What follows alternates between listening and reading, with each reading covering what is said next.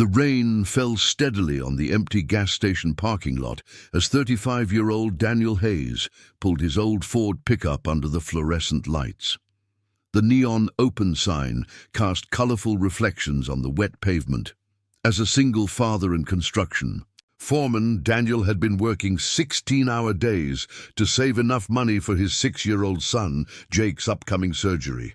Tonight, he was running on coffee and determination.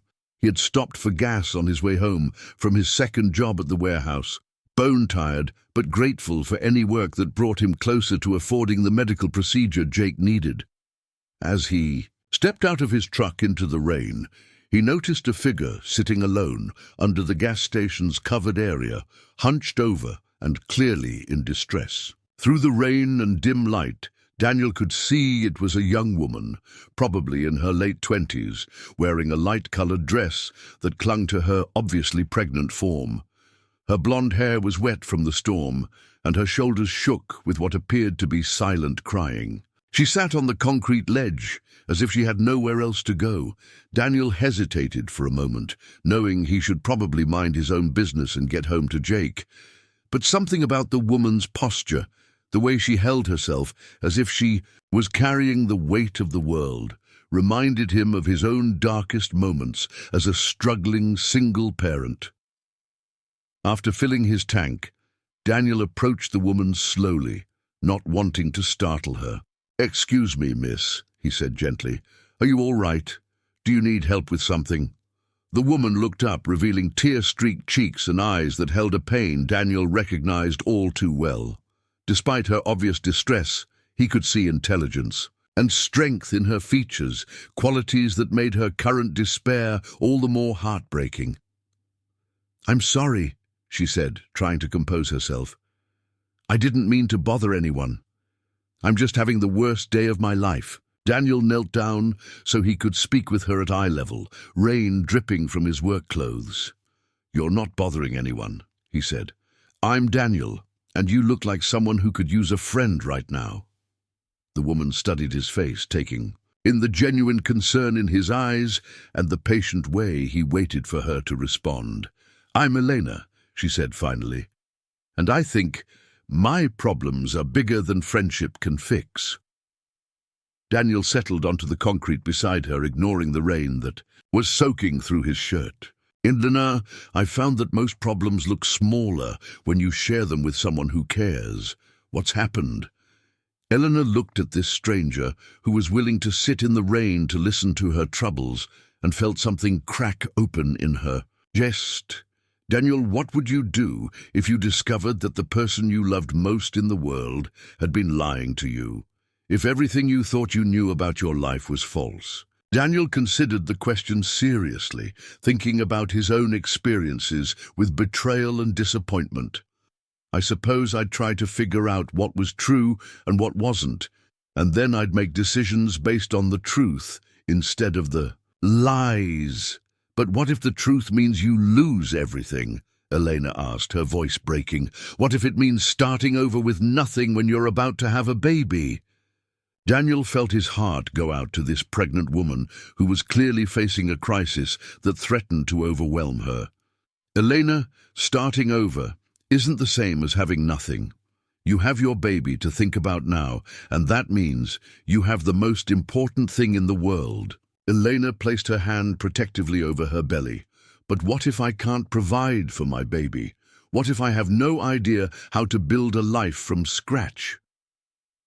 Daniel looked at this woman, who was clearly intelligent and articulate, but overwhelmed by circumstances beyond her control. "Can you tell me what happened? Sometimes it helps to say it out loud."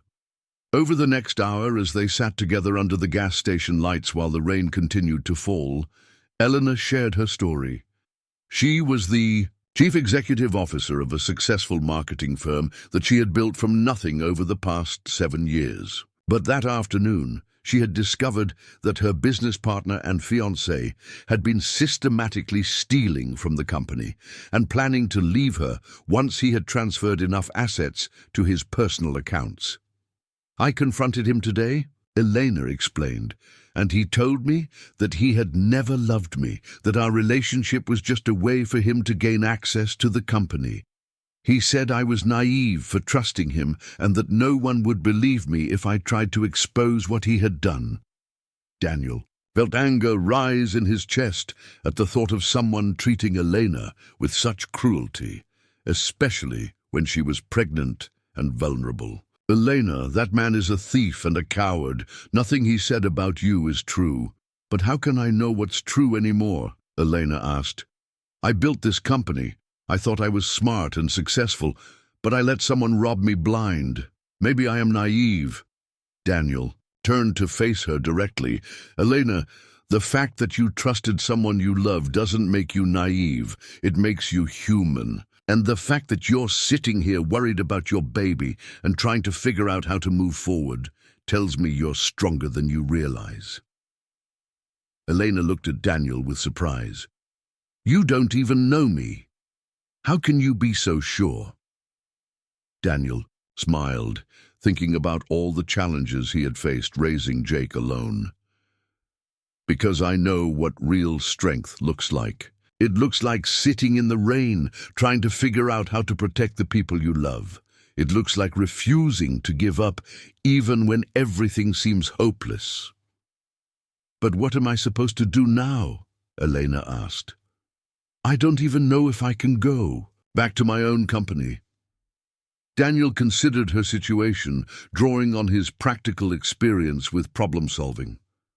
Do you have access to financial records, bank statements, contracts, anything that shows where the money went? I have some access, but he handled most of the financial details, Elena admitted. That doesn't mean the evidence isn't there, Daniel said. You just need the right help to find it and understand what it proves. Have you talked to a lawyer who specializes in business fraud? Elena shook her head. I was so shocked that I just left. I've been driving around all day trying to figure out what to do. Daniel looked at this accomplished woman who had built a successful business but was now feeling defeated. Elena, you're not defeated. You're just facing a challenge that requires different skills, but you can learn those skills, and you can find people who know how to handle situations like this. Over the following weeks, Daniel found himself becoming an unexpected source of support for Elena as she worked to rebuild her life and her business. His practical wisdom and unwavering belief in her abilities helped her find the courage to hire the right legal and financial experts to investigate the embezzlement. Elena discovered that Daniel had been right. The evidence of her former partner's theft was all there in the company records, and with proper legal representation, she was able to not only recover the stolen money, but also expose his crimes to the authorities. More importantly, Elena had found in Daniel something she had never experienced before, a relationship built on genuine care and respect rather than personal gain. Daniel's integrity and kindness had shown her what real love looked like. 6 months later, as Elena's pregnancy progressed and her business grew stronger than ever, she made Daniel an offer that would transform both their lives. Daniel, she said as they sat together in her office, watching through the window as Jake played in the company's new childcare center, I want to offer you a position as Chief Operations Officer. Daniel stared at her in amazement. Elena, I'm honored, but I'm a construction foreman, not a corporate executive. Elena smiled, taking his hand. Daniel, you're someone who stopped in the rain to help a stranger in crisis. You're someone who believed in me when I had stopped believing in myself. You have natural leadership skills and the ability to solve problems under pressure. Those are exactly the qualities I need in a business partner. And what about Jake? Daniel asked, thinking about his son's needs. Jake would have access to the best schools and healthcare, including the surgery he needs, Elena replied. But most importantly, he would have a family that loves him, including a baby brother or sister who's already excited to meet him. Years later, Daniel stood in the boardroom of Elena's company, now serving as chief operations officer of one of the most successful marketing firms in the region. But beyond professional success, he had found something he had never dared to hope for, a loving wife and a growing family that included Jake, baby Sophia, and another child on the way. At their wedding ceremony held in the garden of their new home, Elena spoke about how a chance encounter at a gas station had taught her the difference between success and happiness. "I thought I had everything I wanted," Elena told their friends and family. "A successful business, financial security, a plan for the future. But I had never experienced unconditional love until I met a man who stopped to help a crying stranger without expecting anything in return." Daniel, holding Sophia in his arms while Jake stood proudly beside them as ring-bearer, reflected on how a simple decision to show kindness had transformed every aspect of his life. "I thought I was just trying to help someone who was having a terrible day," Daniel said in his speech. "I had no idea that I was meeting my future wife, my business partner, and the person who would show Jake and me what it means to be part of a real family." As they celebrated with the people who mattered most to them, Daniel remembered that rainy night when he had been worried about medical bills and overtime shifts. The woman crying at the gas station had seemed like someone who needed help, but she had turned out to be the person who would help him build a life more abundant than anything he had ever imagined. Sometimes, Daniel thought, the most important business meetings happen not in conference rooms, but under gas station lights, in the rain, where strangers decide to care about each other's problems. Sometimes the greatest opportunities come disguised as someone else's crisis. And sometimes the richest rewards come from the simple decision to invest your compassion in another human being's pain. The rain that had brought them together.